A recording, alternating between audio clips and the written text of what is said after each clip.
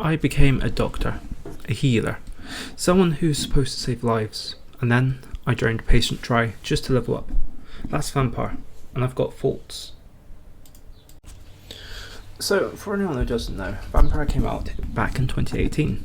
You play as Jonathan Reed, a doctor, who gets turned into a vampire the night he arrives back in London, which is rough timing, especially since his sister is out looking for him.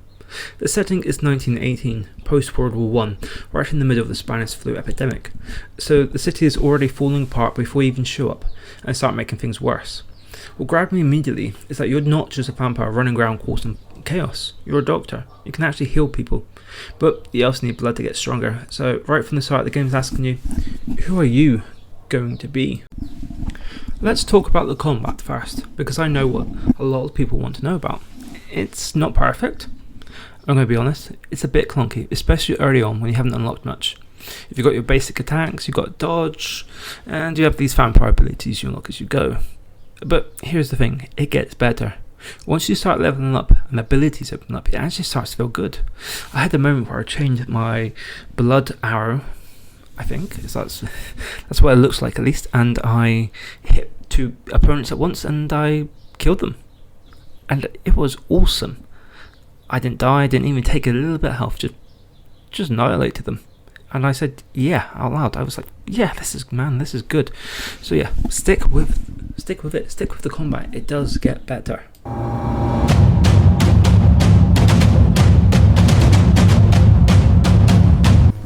Hello. Okay, this is where the game gets interesting.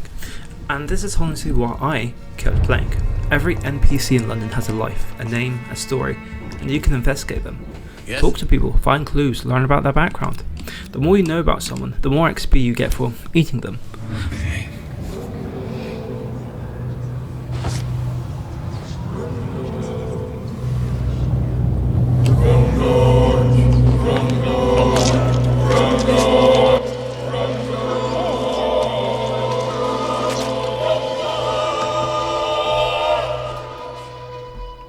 For example, I found someone and I was like, okay, I'm gonna heal you up because you're low in health. And then once I did that, I realised, wait, you can give me 2000 XP. So I obviously ate them up, but that had consequences because when I ate that person, when I slept and woke up the next day, the area had changed and the area that person was in charge of no longer exists. And a character that was part of the story, is now missing, and I have no idea if they're going to show up again or if I, screwed up. But I made that decision because I wanted power.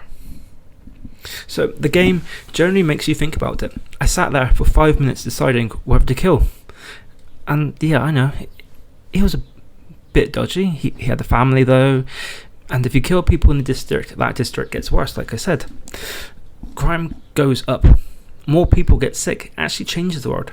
I didn't expect to care that much, but I did. I was like, damn, I wish I could go back, but you can't. You have to live with that decision, that save. There is no scum saving, whatever. There's no Baldur's Gate style go back. You just have to live with that decision that you made and then carry that with you for the rest of the game. I should also mention, I got absolutely battered by a guy with a cricket bat in the back alley. A vampire defeated by a cricket bat. London in 1918 was no joke. The atmosphere in this game is something else. London feels alive, in a dying sort of way. The fog, the dark streets, the way NPCs go about their routines. It's got that gothic horror feel without being over the top about it.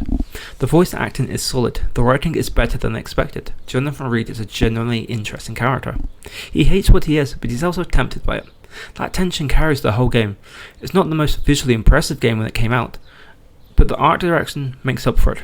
It looks like a Victorian painting coming to life. So, the burning question in everyone's mind, is Vampyr worth playing? If you go in expecting God of War or Elden Ring level combat, you're going to be disappointed. But if you give it time, if you actually talk to the NPCs, invest in the story and engage with the moral choices, it becomes something generally special.